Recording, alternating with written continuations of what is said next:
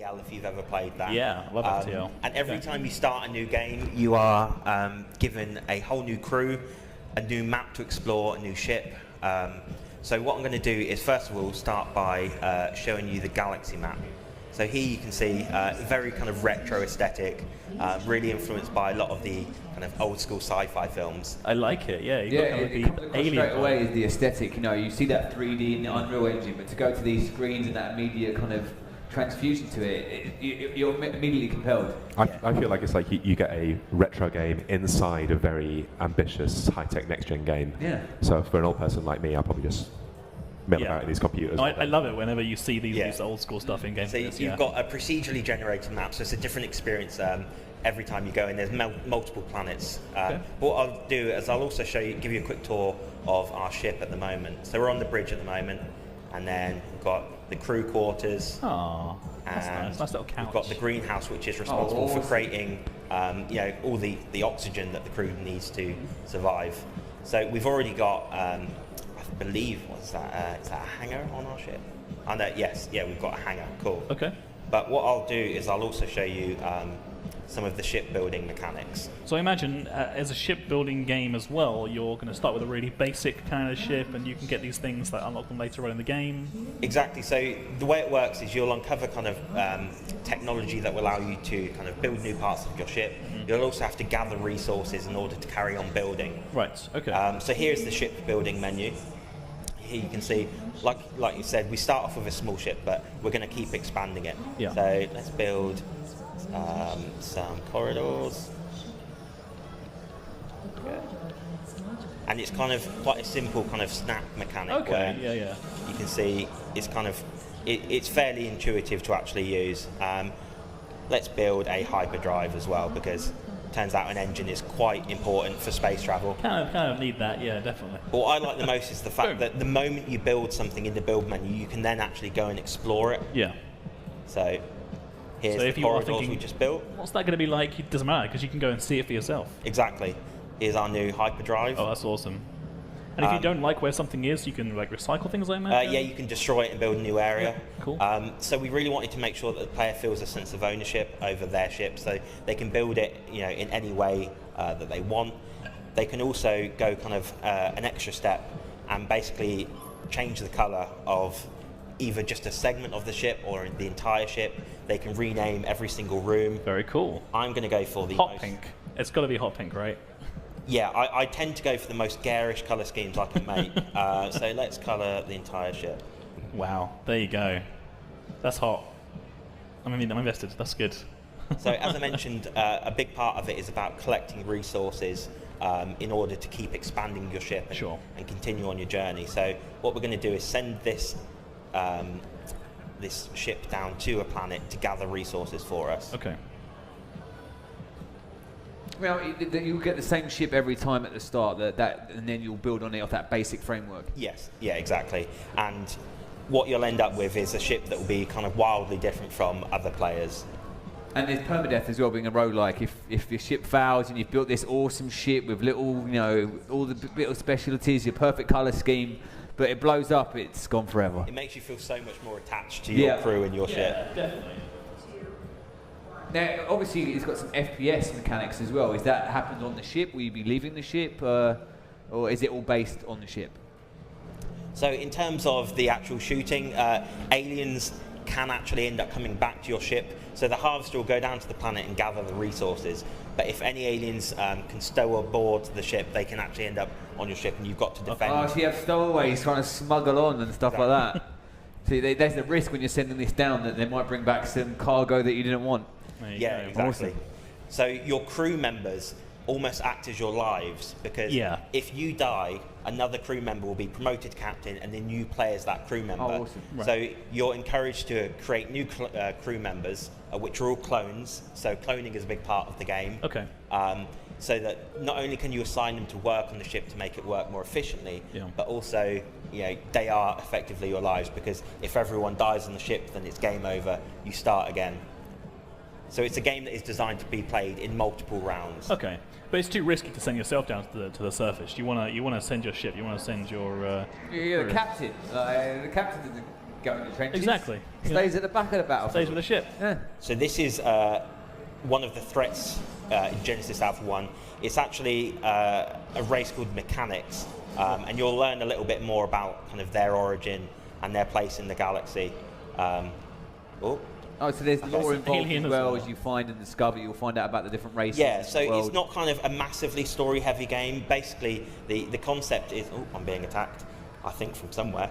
The concept is basically that planet Earth is doomed, resources are running out, the governments are corrupt. So basically, these corporations join together to create the Genesis Initiative.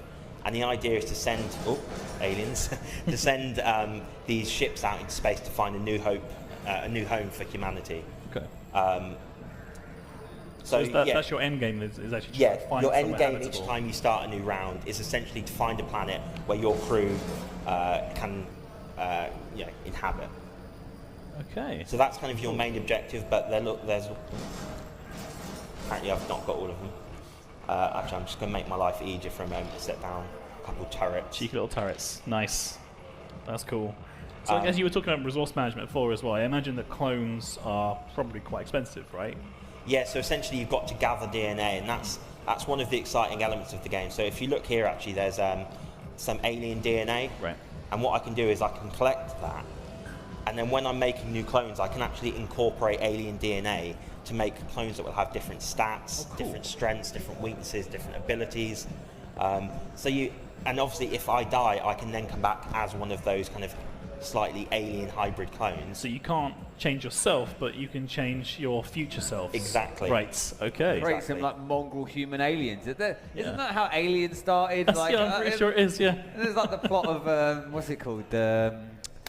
I've forgotten the name. Prometheus. Prometheus. Spoilers. Spoilers there. Sorry. I wouldn't bother watching that anyway, to be honest. Oh, I quite liked it. I thought it was very stylistic. It was well directed, and I thought it was underrated. Anyway, back to the game here. Talking about aliens, how many different types of aliens? Is there different kinds of races that will be attacking and you'll be working with? Yeah, so we haven't settled on a final amount, I don't think, but there are distinct alien species that you will. I think at the moment we've got about 6 or 7. And then each has got different DNA, which has different effects on your clones. We have a different effect on the way things build and progress. Yeah. So that will keep you playing and keep one more go. Let's see what happens. Can you combine multiple DNAs? Can I get like 3 aliens and a human? No. Wait, we're going. Wait, let's end that there. Let's not ask that question. I feel like I'm being judged now. So the plan is for just mixing one alien DNA with one kind of human DNA. So no kind of crazy. We didn't want to go too crazy with it. Well, because you have some positives, but then you get some negatives if you keep on splicing.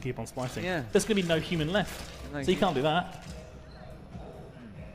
Oh, that's fantastic. Okay, so in terms of like we've managed to gather some resources. Yeah. We've built. So you just built something then, didn't you? What did you build? So I just built a workshop which will give us access to some more weapons, which I've just collected actually, and I've actually seen that this means that there's an alien infestation on board. No. So gloopity-gloop. a lot of the smaller aliens will actually go into the tunnels beneath your ship and start laying eggs. Oh right. Oh god. So I need to find out where they are exactly. So right struggle, isn't it, living in space? So what we wanted to make sure was that there's a risk and reward kind of gameplay loop. So obviously you want these new materials, but there's always a risk of sending your crew down to a planet. Yeah, sure. And you are responsible for looking after your crew's well-being. Yeah. And do like sort of aliens and AI like go after specific parts of your ship, like your oxygen, for example? So what the aliens will do actually is they'll damage these around your ship. So these are energy nodes. Right. And if too many energy nodes, there's alien eggs. Oh, there we are. If too many energy nodes are damaged in a certain part of the ship, then that part of the ship will actually blow up. Oh wow. Okay. So it's not just like it goes offline; that will get blown up. You lose those resources, I imagine. Exactly. Wow. I'm in the middle of a bit of an alien infestation. You are knee deep, aren't you? Well, it's a really nice gameplay blend between the first-person shooting, between the tower management, building, and then also building your ship, and having to manage them resources, but in a third-person game. Games like this are normally in a a third person or a top-down perspective. Doing it in a first-person perspective is going to allow for a lot more immersion. This is what I really love about this game. Actually, is that it's doing things that you often see in indie games, and it is still an indie game, but it has AAA production value. Yeah. Like it looks gorgeous, and to be able to like instantly build parts of your ship and then see them just like that realized in full 3D and be able to explore them, it feels great. That is really cool.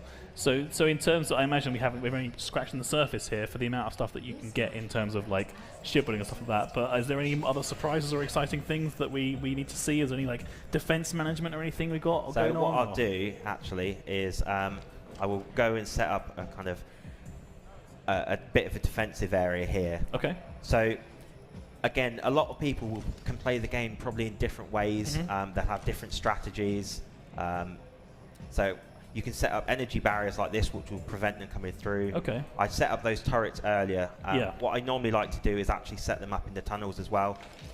And then what it means is that when, because if you end up having multiple hangars, you can't necessarily always be there to protect it. No. So you can just make sure that, if any aliens do come on board, that you are kind of prepared for them. So if you see, this is the map of just the local area, and it will tell you what planets have in terms of resources. Yeah. So for instance, this one has sulfur and uranium, and also what you can do is see if it's a very dangerous planet. So this one is a low-level danger planet. Right. Okay. But it's So is that like less likely to find aliens, or like less? Okay, right, that makes Yeah. sense. So it's always the likelihood that you will encounter alien life forms. So you could just have nothing come on board and you're fine, and then you don't have to worry about anything, right? Okay. It makes it fun to demo to people because I never know exactly what's going to happen. Because nothing might happen. Or in our case, we've had everything happen, which is awesome. I like this sort of like tactical mechanic as well. So you might want to spend a lot of your resources making sure that you are as defended as possible, or you might want to gamble a little bit and spend those resources on something else instead. Yeah. So there's things like with the workshop that I built over here, what you can do is invest kind of time and technology into creating new weapons and defenses. So you'll start off with some basic weapons like a shotgun and a pistol, but as you explore, you can gather new technologies through missions. So like I mentioned, it's not a massive kind of story-heavy game, but there are kind of elements of lore throughout the galaxy. So what I can do is show you an example of a transmission. So transmissions you'll encounter throughout your journey, and they're almost like radio transmissions that will come through, and it will be kind of giving you a task, an objective, something that you need to do, a place you need to go to in order to carry on gaining more technology. That's really cool. So for instance, this one, a wrecked general ballistics trading ship has been found, so there's technology and loot that we can get by going to a certain location. Right, okay. So what we'll have to do is actually travel throughout the galaxy map using our hyperdrive. But it's risk and reward, right? I mean, you're not necessarily going to find something bad there, or it could be plain sailing, you just don't know because it's procedural. So you might end up with the worst possible start. I bet it's space pirates. It's always space pirates in my experience. Yeah. And it's not even just like aliens that come back on board the harvester either. So if you look at the map here, there's kind of the red areas, and they are more dangerous for different reasons. So for instance, this one has a sunstorm in that area. This one has asteroids. Certain alien species can actually come on board your ship, even if you don't send out a harvester. Just while you're knocking about, someone's like, "Oh man, that's I don't want to have that." So there's too difficult. They might be friendly. They might be just wanting to chill and share their knowledge of the universe with us. I mean, my experience of games is that they tend to not be friendly, but that's true. Yeah, but we never know. I mean, I can't get over the aesthetic of that PC. Like, as a geek that loves it's that old school Windows kind of 386 kind of look. It's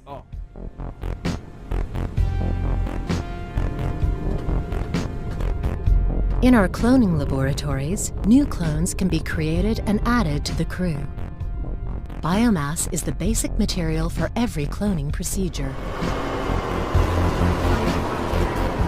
We will probably find new life forms and extract their DNA to improve our crew.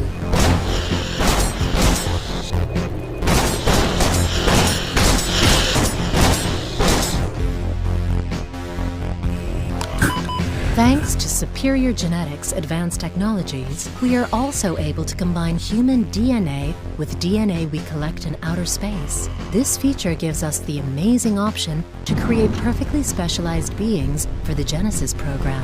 Life form detected.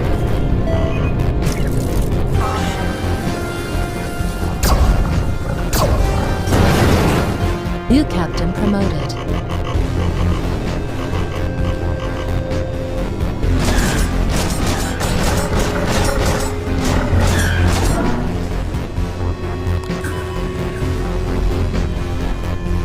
Processing.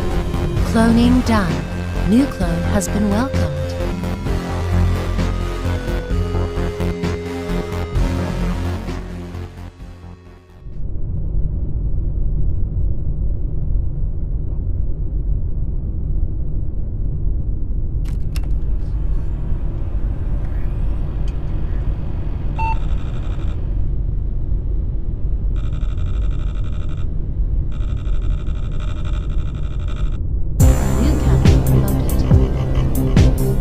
Greetings, Captain. I hope you have a productive and successful day.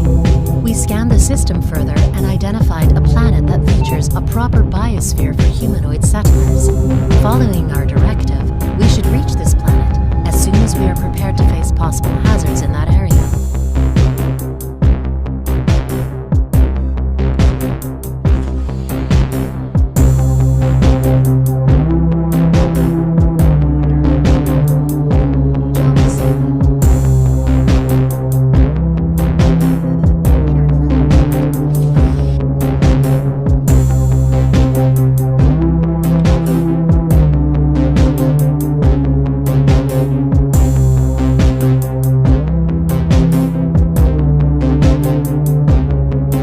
Cloning done.